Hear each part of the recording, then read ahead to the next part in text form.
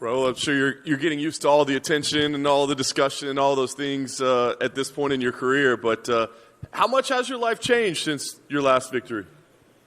Not much. The only difference is the fame, like being more recognized. But I'm still the same kid, just chasing my dreams. And, yeah, that's pretty much it. And you said, you've had this dream of being here forever. Now you're here, pay-per-view main card. Is anything different than you thought it would be? Have there been any surprises or unexpected results of things? No, everything's been exactly how I planned it. Exactly how I visualized it. It's just coming into reality exactly how I did. Yeah. Did you have an idea? Being in the UFC is one thing, right? But to be on a pay-per-view main card, did you think it would be able to happen this quickly for you? No, it didn't, but I'm not surprised, Like I said, this spot on the pay-per-view, it wasn't given, it was earned. I earned it with all my hard work and, just everything I do, I think I'm a pay-per-view fighter, and I'm the perfect fighter to open up this pay-per-view card because, not only am I a fighter, but I'm also like a showman, a performer. So I'm going to go out there and put on a show and get the people turned up for the rest of the card. Do you think about that when you get in the cage about actually putting on a show? Is that just naturally who you are? Or do you put in an effort I don't want to just go win. I want to go win in entertaining fashion? That's just naturally who I am. Every of my fights, even whatever I do, grappling competitions, whatever. I'm just a showman, an entertainer because it's fun for me. I like to have fun in there, so that helps me have fun, and also the people enjoy what they're watching. So what do you make of Christian as an opponent? Is there anything that he does that concerns you or worries about your game plan? No, there's nothing that concerns me. He's a good fighter, but I'm just levels above, and I'm gonna go out there and show it Saturday night. I think about this fight. This is a perfect fight because if I'm not wrong, he's a prospect too, and that's exactly the fight that I needed. So I can show that I'm levels above these prospects, and I'm ready to fight in the top 15. I love it. Last thing for me, what is the goal? Victory here. How do you see this year going? You just mentioned top 15. Are you eyeing the rankings already? What do you see for yourself moving forward? I see myself winning this fight Saturday night and winning at least another 3 this year, maybe because I want to fight 4 times this year at least. I wish it could be more, but at least 4 times. So maybe after this one and another 2, I can start fighting on the top 15. Well, right here. Christian was in here earlier, and he said he thinks the biggest threat you would have is your grappling. He doesn't see a lot from your striking. Do you think that's an unfair assessment from him when he was breaking you down? Like I said, my opponents can think whatever they want. At the end of the day, the result's going to be the same. They can think my grappling sucks. They can think my striking sucks. They can think whatever they want. Whatever helps them get their confidence higher, that's better for me because I saw Christian Rodriguez fight, and I expect him to be 10 times better for this fight and still finish him the same way. When you are watching him, I know you said that nothing really concerns you in there about him, but is there any one part of his game that maybe stands out compared to the rest of his game? No, I don't think nothing stands out from him. But he's 8-1, so I don't know. But I don't think that there's nothing dangerous, So, but I'm just ready to step in there with whoever and get the job done. And really, since your last fight, we've seen Alexa win. We've seen Yair. They have titles. We just saw you kind of reenact that image with Kane when he had the belt in Mexico City. So, what if you made of this big resurgence of Mexican MMA champions right now? Well, it's hella dope to be able to represent the flag. Right now, the Mexican flag is in good hands. You got Brandon, Yair, Alexa, and I think the UFC is going to start paying more attention to Mexico. And I feel like that's what we need because there's a lot of talent in Mexico that fighting spirit, but we just don't got the support. So I think this is going to help a lot. And, hopefully we can bring the UFC back to Mexico City. I think it's really needed. And, yeah. A couple unrelated to this fight. It was announced that Endeavor bought the majority rights to the WWE, so now kind of WWE and UFC are a package deal. So what did you make of this news that you guys are now kind of co-workers with the WWE people? Oh, yeah. I think that's dope because the WWE has a lot of eyes on it. But I thought I was fake because usually people just make like fake news on Instagram. Like I don't even know what to believe anymore. But yeah, if that's true, then that's dope. That's dope. And what are your thoughts on the main event between Israel and Alex, the rematch?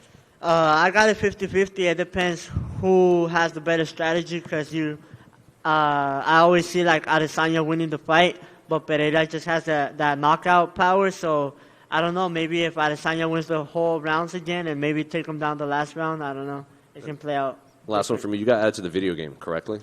Yeah. So do your friends play as you? Yeah, and I had everybody like send me videos. Like all my friends send me videos of me playing, them using my character in the video game and making some highlights out of it. Over here. Thank you. I'm just curious to follow up on the WWE UFC merger. And you say you're a showman and a performer, and a lot of WWE is about showmanship and performance.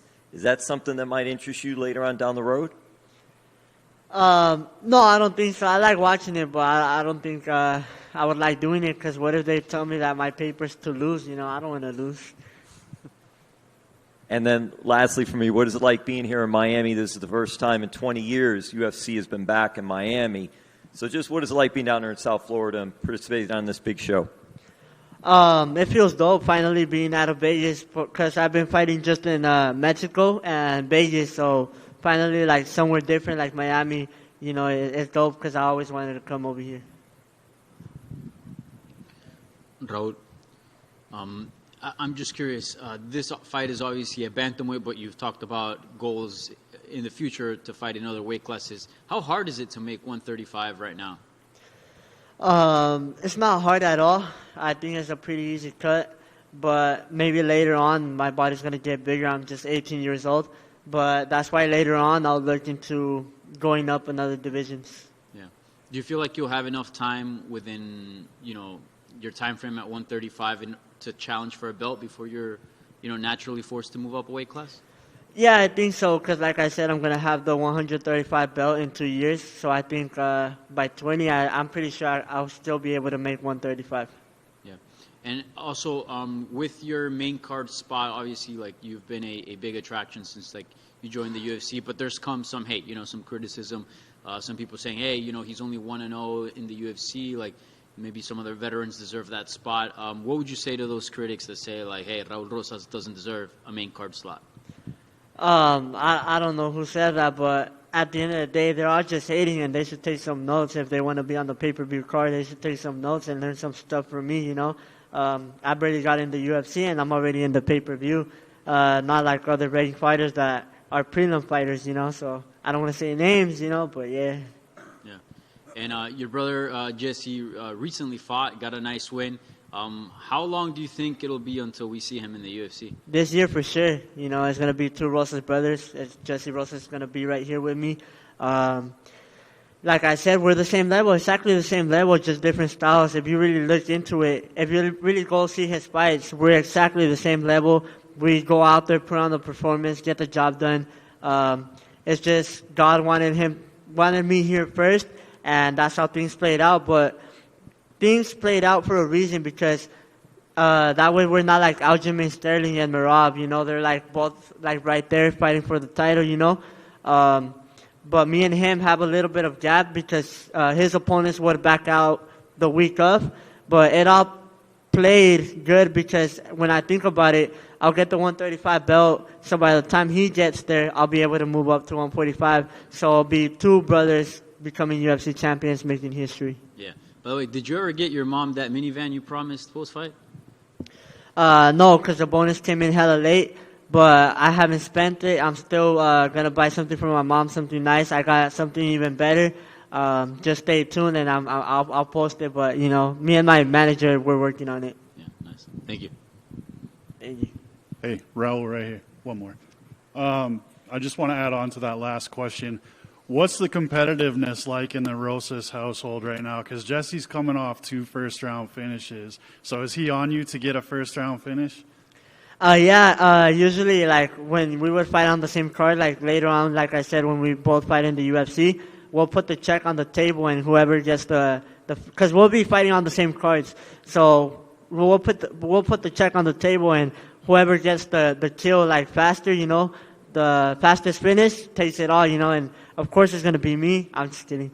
But yeah, especially on the house, since we both know how to fight, I feel like that's what made us good, because even when we're not training, like if he pisses me off, we go at it at the house, because sometimes, you know, like I said, I don't know how to drive. He's my Uber. Sometimes he doesn't want to take me where I want to go. So, you know, we just got to go after it, you know. You said the first time that we talked, you were sick of eating arroz con frijoles. Has the diet upgraded since then? Yeah, we don't need no more rice and beans. We only eat ribeye, steak. I'm just kidding. But yeah, we're eating better now, so, you know, I like it. Raul, back here. I'll do a question in Spanish, if is that okay with you? Yeah, yeah. Estás peleando en Miami por primera vez, por supuesto. ¿Crees que la arena va a estar contigo ahora, sabiendo que eres mexicano, que eres latino y que bueno, te puedes, quizás el público se puede sentir identificado contigo? ¿Crees que vas a contar con el apoyo de la arena el sábado en la noche? Sí, aquí hay muchos latinos y la neta se va a aprender, se va a poner bien chido. Ya mire que hay muchos latinos, cubanos y de todo, mexicanos. Entonces, yo sé que la vibra va a ser muy diferente a Las Vegas, a la que tuve en mi pelea pasada. Entonces se va a aprender y estoy listo para empezar el show y aprender a toda la gente. Siempre has dicho que quieres ser el campeón más joven en la historia, romper el récord. Si tuvieras que dibujar tu camino a ser el campeón desde este momento, ¿cómo lo dibujarías? ¿Cuánto tiempo crees que te puedes tardar? Me va a costar 2 años, nomás por la razón que me va a tardar 2 años es porque ya cuando uno es campeón, yo veo que ellos pelean casi como una vez al año o así, entonces eso me va a detener poquito, pero yo creo que voy a ganar esta pelea y después voy a ganar otras 3 y ya me voy a ir al top 15, voy a ganar 1 o 2 en el top 15 y voy a entrar por el campeonato. Gracias. Gracias.